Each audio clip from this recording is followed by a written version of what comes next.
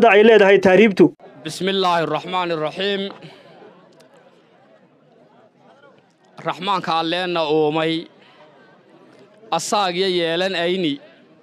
sarreeyaha aan ilaawin hilmaamin addoomihiisa inta khalqiyo abuuray islaam iyo gaal ildoofay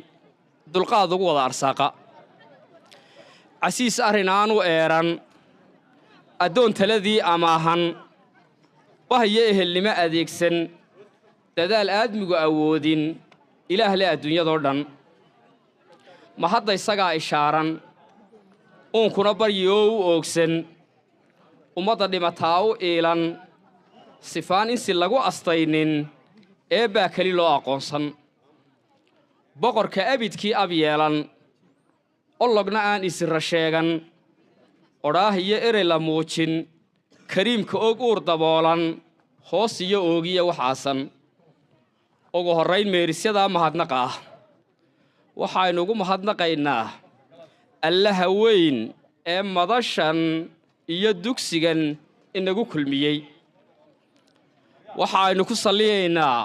nebigeenna maxamed sallallahu calayhi wasallam oo islaamnimada aynu ku dhaadanayno bare iyo macallin inoogu ahaa marka xiga waxaa maamuus leh maamulka iyo